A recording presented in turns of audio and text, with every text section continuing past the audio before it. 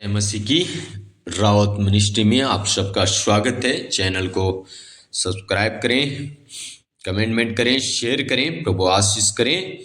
Video का अंत तक बने रहें। परमेश्वर अपने वचन के द्वारा आपको आशीष करे। आमीन, हालेलुया। यहाँ पे लूका रचित सुसमाचार उसका 11 अध्याय उसका 9 से लेके 13 तक हम पढ़ने जा रहे हैं। प्रिय भाई और बहनों, यहाँ पे परमेश्वर का वचन आज हमें सिखाता है हमारा जो मांगने का तरीका है वो कैसे होना चाहिए। और एक मांगने वाले व्यक्ति को हमेशा मिलता है। हालेलुया। एक मांगने वाला व्यक्ति हमेशा प्राप्त करता है। सो लिखा है 9 पद में, और मैं तुमसे कहता हूं कि मांगो तो तुम्हें दिया जाएगा। हाँ जी, मैं तुमसे कहता हूं मांगो तो तुम्हें दिया जाएगा, ढूंढो तो तुम पाओगे, खटखटाओ तो तुम्हारे लिए खोला जाएगा। हालेलुया। परमेश्वर का वचन कहता है कि मैं तुमसे सच सच कहता हूं, जो मांगता है उसे दिया जाता है, जो ढूंढता है वो पाता है, जो खटखटाता है उसके लिए खोला जाएगा।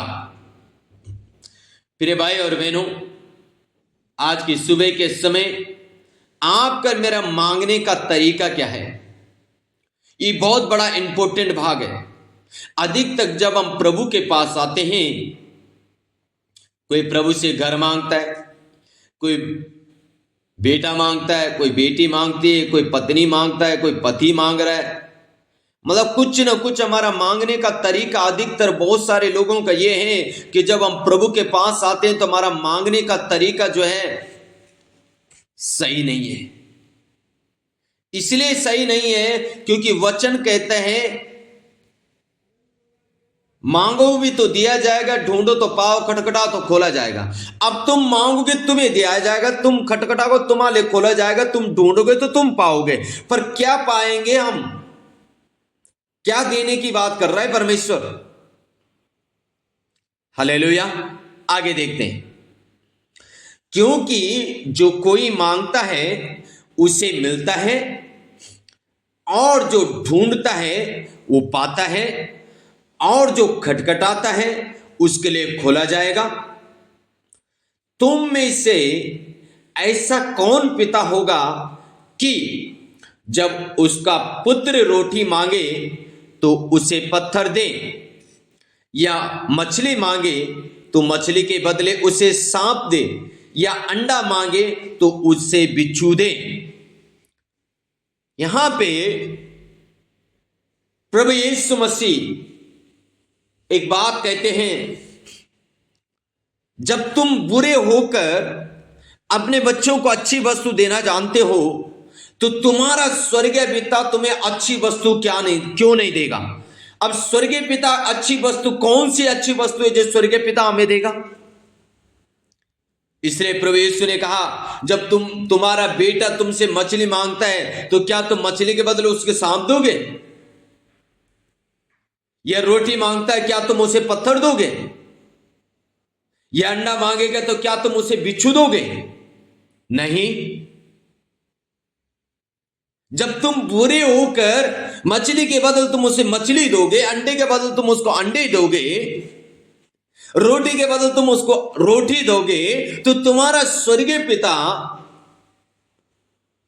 तुम्हें अच्छी वस्तु क्यों नहीं देगा? Praise the Lord.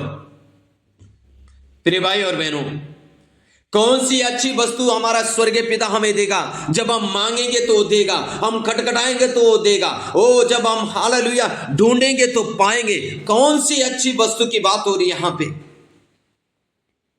इसलिए मेरे प्रिय भाई और बहनों, मैंने कहा हमारा मांगने का तरीका अलग है, और हमारा मांगने का तरीका अलग होना चाहिए। कौन सा तरीका होना चाहिए? 13 पद में लिखा है, अतः जब तुम बुरे होकर अपने बच्चों को अच्छी वस्तु देना जानते हो तो स्वर्गीय पिता अपने मांगने वालों को पवित्र आत्मा क्यों ना देगा। हालेलुया। जब तुम बुरे होकर अपने बच्चों को अच्छी वस्तु देना जानते हो, तो तुम्हारा स्वर्गीय पिता अपने मांगने वालों को पवित्र आत्मा क्यों नहीं देगा? हालेलुया। प्रिय भाई और बहनों, जब पवित्र आत्मा परमेश्वर हमें देगा, तो पवित्र आत्मा जब आपकी जिंदगी में आएगा, तो पवित्र आत्मा आपको फिर जो कुछ देगा बेस्ट देगा। आमीन, हालेलुया। हमें जरूरत है सबसे पहले अपने जीवन में पवित्र आत्मा का। आमीन। पवित्र आत्मा वाला व्यक्ति पाप की ओर नहीं जाएगा, वो पाप के विरुद्ध में जाएगा। पवित्र आत्मा से भरा हुआ व्यक्ति, पवित्र आत्मा में चलने वाला व्यक्ति व्यभिचार नहीं करेगा, चोरी नहीं करेगा, नशा नहीं करेगा, निंदा नहीं करेगा, चुगली नहीं करेगा, गाली नहीं देगा, वो सब सह लेगा। लेकिन एक अशुद्ध आत्मा से भरा हुआ व्यक्ति, एक दुष्ट आत्मा से ग्रसित व्यक्ति सब काम करता है। प्रिय भाई और बहनों, तीतुस की किताब उसका 3 अध्याय उसका 1 से लेकर 7 तक पढ़ते हैं तो लिखा है, पवित्र आत्मा जब हमारी जिंदगी में आता है, वो हमें एक नया जीवन दे देता है, वो हमें सब कुछ नया बना देता है। वो जो कुछ हमें देता है, वो सब कुछ एक हमारे जीवन में नया प्रकाश लेके आ जाता है, हमें सब कुछ नया दे देता है, हमारा जीवन बदल देता है। ये हमारे धर्म के काम के अनुसार नहीं होता, ये हमारे भले कामों के अनुसार नहीं होता, ये पवित्र आत्मा का आने से हमारे जीवन में सब कुछ हो जाता है। हालेलुया। क्योंकि अगर हम पवित्र आत्मा मांगेंगे तो पिता हमें पवित्र आत्मा देगा। पवित्र आत्मा जब जिंदगी में आएगा, वो सब कुछ बदल देगा, वो सब कुछ नया कर देगा। वो सब कुछ बदलने में सामर्थ्य है, वो सब कुछ नया करने में सामर्थ्य है। इसलिए प्रिय भाई और बहनों, जब आप मांगते हैं तो पवित्र आत्मा पिता से मांगे कि प्रभु मुझे तेरी आत्मा की जरूरत है, मुझे तेरी आत्मा से भर, ताकि मैं तेरी आत्मा के अनुसार चलूं, तेरी आत्मा के अनुसार मैं अपना जीवन व्यतीत करूं। Hallelujah, hallelujah. प्रिय भाई और बहनों, आज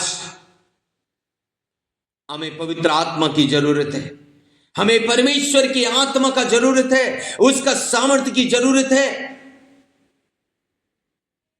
आज हमारे जीवन से बुराई दूर नहीं हुई, निंदा दूर नहीं हुई। ये कारण क्या है मालूम है? ये कारण यह है क्योंकि अभी भी दुष्ट आत्मा अंदर बैठा है। हालेलुया।